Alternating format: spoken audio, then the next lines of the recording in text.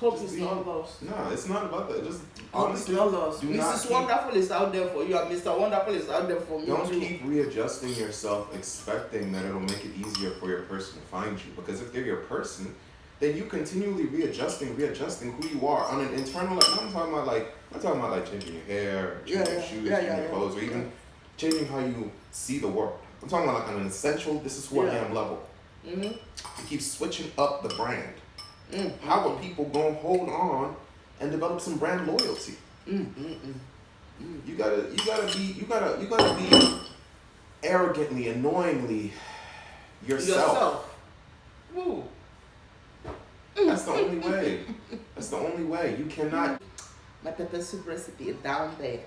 So look at the comment section for a link to one of my pepper soup. The yummiest, yummy that will keep you alive. Okay, so pepper soup and pasta. Thank you, dear boy, for making it. We'll have watermelon. No, that's just for me. That's just for you. Sorry. I was trying to claim your watermelon. No, it's okay. Hey, so this dear future wifey.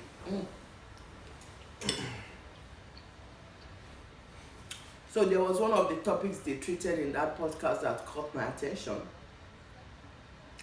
For all you Shamaicans of this world, because Shamaika is saying her name. Sherika or Shamaika. Sherika.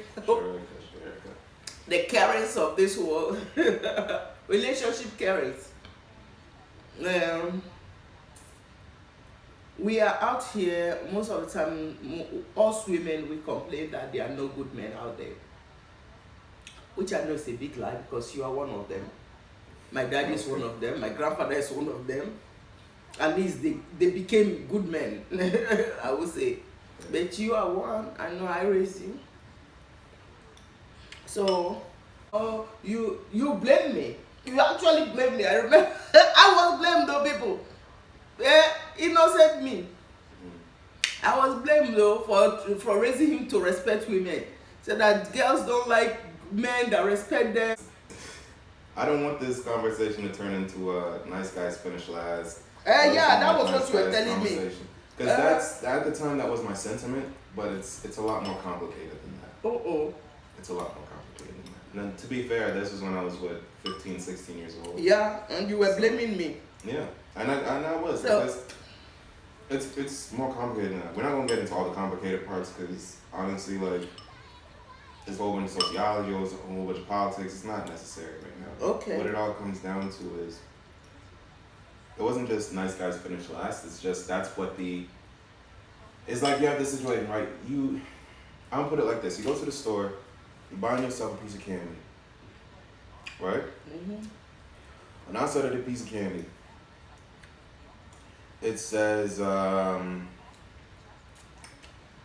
comes with special prize, right? So you buy the candy, open it up. There's no special prize there. You find out that you have to send something in to get the special prize. Okay, now. That's what it was like. I was walking through school. They told me the special prize of working on yourself and being decent and being kind is that you get a good girl in your life, or you get a good partner, you get somebody good in your life, right?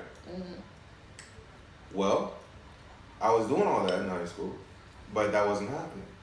So then I was looking for something or someone to blame, but the fact is, even though for me it was genuine, a lot of guys that move that way do it from a less than genuine place, because they themselves are not quote unquote good guys, quote unquote nice guys, but you are pretending to be. Yeah, because they understand pretending to be is more beneficial than actually being one. Wow.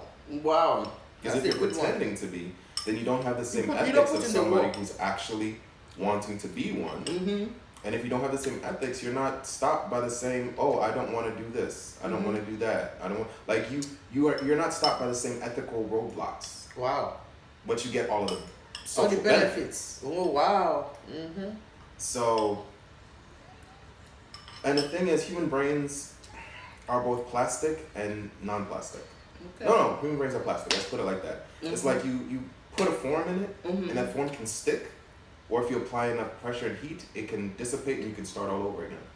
But most people don't want to apply pressure and heat and start all over again.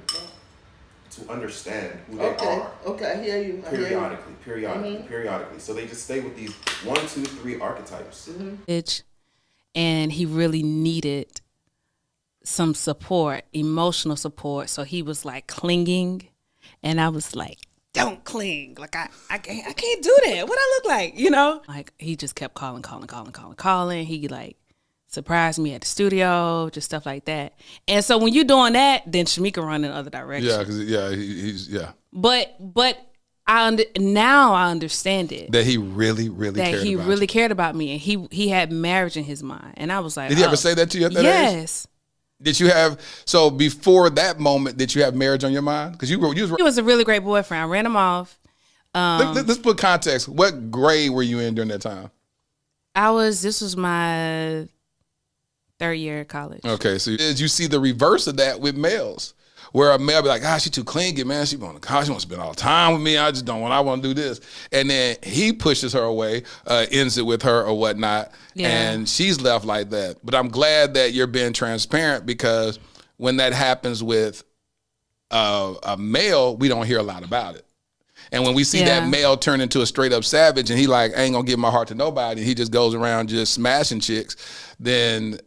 It's somebody's fault though. Yeah. Like, You don't just start there. Exactly. I think people start from a pure place, but then when you have hurt or you've been through something, then you flip the switch. You know. Now, good. He's not a savage. She's married, so he's living his best life. Good. Good. Let me tell you something. But the difference between you and them is they won't admit it. They'll project and blame these guys ain't no good guys out there. No, you ain't a good woman. You ain't a good woman. And then when you get a good one, then you act up. Yep. Like I know when I had a good one, then I was like, I don't like that. That's healthy. What am I gonna do with that? But you being like a little, you know. A little toxic too. A little toxic. You got to go through his phone a little bit. It's a little bit of unavailability. If I'm like trying to figure out, are we together or not? You like that space. You used to like that space. I used to like that space. That's because I was unhealthy in myself. I know that. But it was like, oh man, I gotta kind of run after you a little bit. Where you at? You know? And you sitting in your bed crying. Like, what is it? Yeah. But the healthy ones that like knew what they wanted and it was intentional. Man, I was like, nah. What I'm gonna do with that? In life, you guys are no more in high school now. But life is this girl that's talking, this lady, she's grown. She's a grown lady. She's in her late 20s, 30 maybe, and well accomplished. And she was saying this, that she's been running good men out. She wants men that has a little bit of problem, that will give her heartache and sleepless nights. So that she can be the better person in a relationship. Why do you think that happens? It's either dysfunction has been normalized for you and it's your comfort zone, which can happen. I mean, and you're interested. You're interested, you exchange information. Why are you waiting 3, 4, 5, 6 days to call? What are you trying to prove? But then if they call immediately, why do you immediately think there must be something wrong? Because they did not wait 3, 4, 5, 6 days. Something is wrong with the man. What is like the case? Like period across, because I've seen it now. Actually, I want somebody nice. I'm not into people play games. I'm straightforward. I have the same feedback from men too. It's like, what's wrong with you? Why are you still single? How can somebody this nice be single? Why are you not going around practically hurrying yourself around? It looks like it's a problem.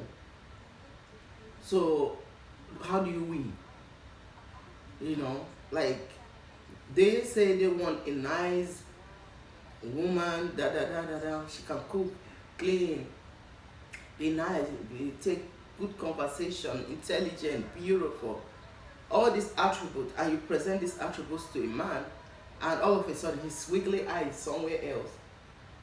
Opposite of the attributes he actually has presented to you. I'm getting that a lot, especially when I was still actively in the dating life. Now, I am in the dating life, but I'm not actively. I'm like, when the right one comes, I'm tired. Like, at this point, I'm tired of looking for Mr. Right. I'm just being Mrs. Wonderful to myself. I'm just being happy with my life, because It's too stressful. That's honestly the secret. It's too stressful. If the right person, when the right person, we see maybe the magnet to magnet people meet each other, be grateful. Be grateful, for real. Be grateful and never take each other for granted, because it's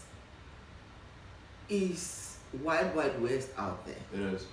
It's not easy. Don't be looking at the grass looking green now. It's not easy out there in this dating street. So don't settle for being an idea. And stop thinking you can change people. The only one that can change somebody is they themselves.